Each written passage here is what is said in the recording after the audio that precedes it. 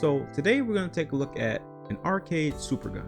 And if you don't know what a supergun is, without being too technical, what it does is it takes your PCB arcade boards, or if you have a Pandora's box or anything that accepts Jamma, and converts it to be able to play on a commercial grade CRT, just a regular CRT you might find laying in the alley or laying outside in somebody's front yard. And it lets you use your custom controllers. Lots of them usually do Neo Geo, but the one I'm going to show you today, you can just put a regular USB in there and be fine. So I'm going to show you today how to set it up step by step to a consumer CRT, a standard CRT, and how to get a standard USB controller to work with your arcade system.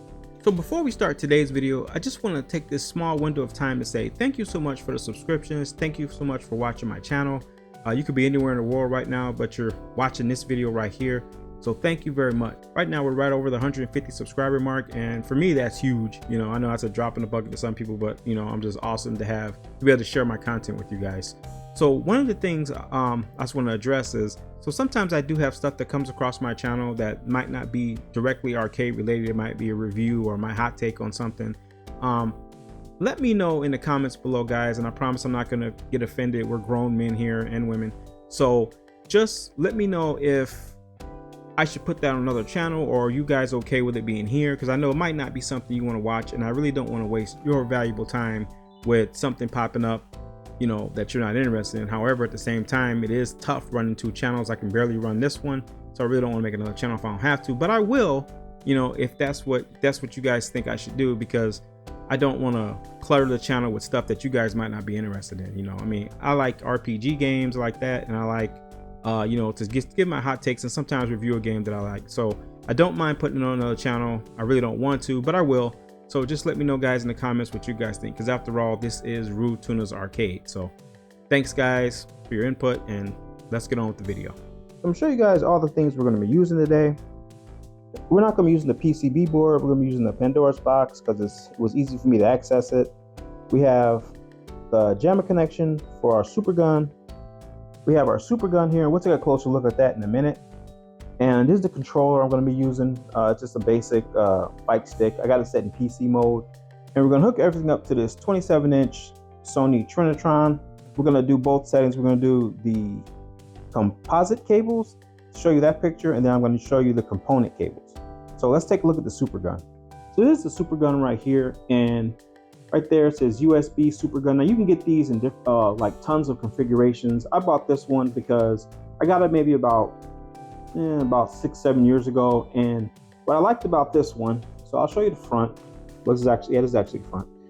This is for your control. So right here you can have this, if you have the Neo Geo controls, because a lot of the superguns, they came with that, right? Where it had the SNK controllers you can put in. But this one's special because it has USB. Okay, now every supergun's not going to come with that. On the sides, you have your test button right here, your voltage button, and just to note, whenever you plug this in to a PCB board or whatever you're plugging it into, your voltage is going to jump around because different boards take different voltages. You always want to end up at around 5, you know, or close as you can to 5. Once the board fires up, and now you have to check the board you have and see, you know, what the voltage rating for it is, what the recommendation is, but I just keep mine at around 5 volts. Here's the power button for it. We move around to the back. You have S-Video. This is for the Dreamcast cable or the Sega Saturn cable. You have your composite down here, and you got your components up here. And this is where your Jamma adapter will plug into, and I'll show you that in a minute. On this side, what's cool about this one, you have a sync button, okay? So, and if your screen's you're not getting a good picture, you can push this and it might improve your picture. You have a H hold and a vertical hold, and you have headphones if you want to put headphones in if you're playing, because lots of times people hook these up to test boards, or they'll just want to play without having a whole arcade machine. And that's the good part about this. You can get an arcade experience without having to have an arcade machine if you got a PCB board. And we're back to the front again. So like I say, it's real compact, little box, and it's pretty nice. Next, we'll take a look at the adapter that goes into your Jamma. You have a couple of buttons on here. You have 2 side pins for a kick harness. So if you have a, you know, a Capcom PCB, the CPS3 or CPS2, you can have that hooked up. Your kick harness right here, you can plug it in here, or you can put a kick harness adapter in here if you want. to gate the two. If I hold it upside right, you can see it right here. This might be a little easier for you. So you can have your audio right here, turn your audio off and on. This is your voltage switch. Okay, you can mess with the voltage here, your service switch, your test switch, and it has an LED right here where it lights up and shows you what your voltage is, and we'll look at that once we're done. One thing to note when you hook up a Jamma harness, you always have a side, right? So I'm gonna show you this real quick. So I'm gonna be hooking it up to this right here, this Pandora's box. And if you look at the Jamma connection, right, you see this little thing right here? This is considered your power side. And what I mean by that is, if you look here, you look all the way to the left on the screen, see how it's got the voltage on there? It says 12, 5, that's your power side of your connector. So you always wanna make sure these two match. You don't wanna put it in like this because you can fry your board. Okay, whenever you got the little nub, generally that's your power side. So when you plug it in, I'm gonna plug it in right now. Make sure that you got the voltage on that side of your Jamma. Okay, so it's nice and snug. We'll go ahead and set that down. Next, we'll move over to the super gun, and on the back, you have this connector here. Don't get it confused with the front. You got the back, it says Jamma in, and we're just gonna put the other side of that Jamma harness, we're gonna plug it in here. And you wanna make sure you got it screwed in. And then your power cable, plug it in the back. And that's set up now. So the next thing we're gonna do, we're gonna plug this into the back, okay? These are your component cables. And you just match them up with the color.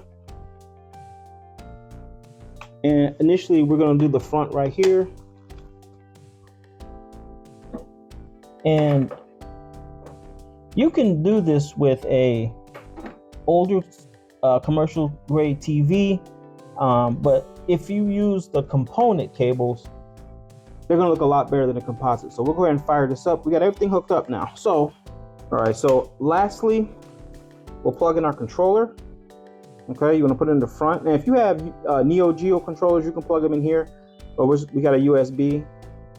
And this fight stick I got it plugged, I got it set on PC mode, so it's acting like a X input. And at that point, we'll just turn it on. So we'll turn the power on.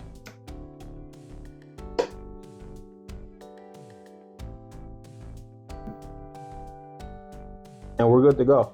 Now, what I want to show you guys real quick is the Jamma connector. Now, if we look on the Jamma connector that's plugged in, see how that is right there? It says 513. We can adjust that knob and the voltage will go up. Okay, but you don't want that. You want it to be as close to 5 as you can. So I'm gonna crank it down. I think on this board, it takes like 513, okay? And this board, you have a few settings. So you got the service button and the test button. We're not gonna use that, but basically what it would do if I hit the service button here, it'll take me to service mode here. So I'll just do it real quick, just to show you guys. I hit the service button. And it takes me to the setup. Well, the test button does. Service button doesn't. It takes me to the test button. So now we got to get out of these settings, but that's what it does. So if you look at the picture, this is basically the composite. It looks okay, but it doesn't look that great. So I'm going to show you a game real quick with the composite, and then I'm going to switch over to the component, and you'll be able to see the difference. Hopefully this camera will be able to show you the difference, all right? So we got our controllers, and if you look on the screen, you can see that our controllers are responding like they're supposed to. Okay, so I changed my camera over to Pro mode, so it won't be as much flickering on the CRT screen because it's hard to capture that with a camera. So I'm gonna show you guys WrestleFest real quick. We're gonna just watch the intro, and then I'm gonna plug in the components and show you the difference between if you have a component and a composite picture. So I'm gonna zoom into the CRT, and I'm gonna show you guys the intro real quick. So I got it zoomed in right now. I'm just gonna show you guys. See how it's kind of wavy right there? I don't know if the camera's picking it up, but the picture's not that great. We'll just watch the intro. We'll get the Hulkster and Mr. Perfect. And your sound and volume is coming through the actual TV speakers. It sounds pretty good. So if you can see, it's got a lot of noise on the picture right now.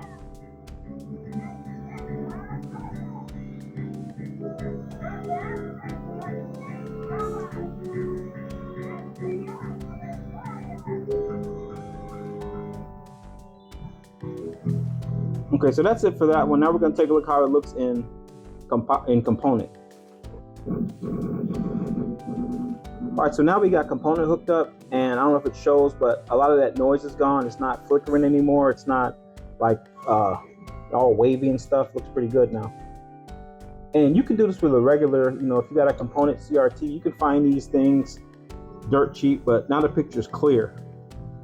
I don't know if it shows up on the camera, but when I'm looking at it here, you can definitely see a night and day difference of how it looks.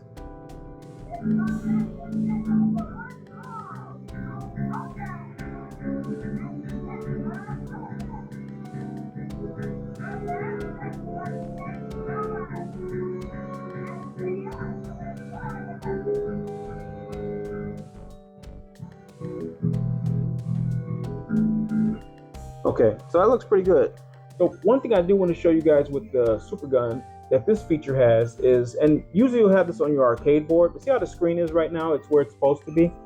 Down here, you got the knobs. So remember, you got the vertical hold. So you can adjust it where if I turn the vertical button, it goes up and down. And you gotta be careful to put it in the right sweet spot, otherwise you'll get this flipping screen. So if you turn it on, you're getting this.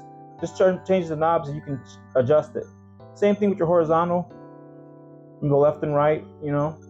So, and also to note with old CRT TVs, they had special settings in it, and that's a video for another time, but you can look online to see your version of your TV, and it has service, like they're kind of hidden. Sometimes you gotta push start and menu at the same time, your controller, or do a sequence, and you can adjust your TV, but you gotta be careful when you do that. So guys, that's gonna do it for the Super Gun.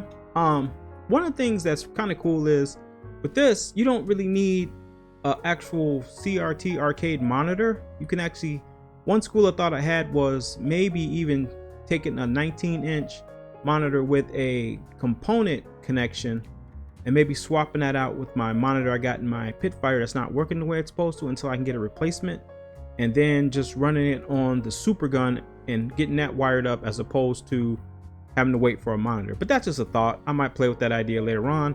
But what this thing can do for you today is if you have an old CRT monitor laying around and you get a Super Gun, kind of like the one I have, you can get them at AliExpress. They're just put in a consoleized Super Gun and you can find one. And this one's old. They got newer ones now that you could find one that has USB connections, so you can hook a regular controller up to it.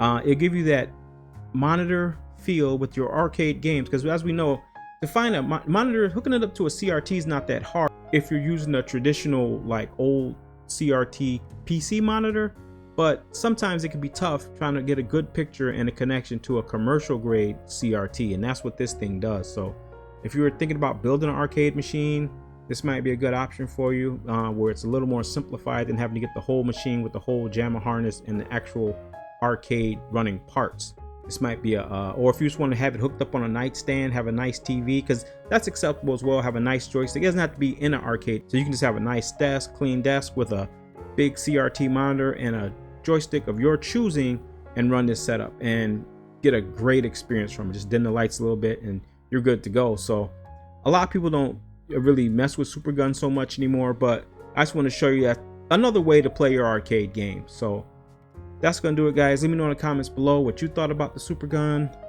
If you're interested in getting one, it's just like a hobby thing, but you can actually run it in a real arcade machine if you elect to do that. So that's gonna do it for this one, guys. But as always, take care of your health, protect your inner peace. God bless you, and we'll catch you on the next one.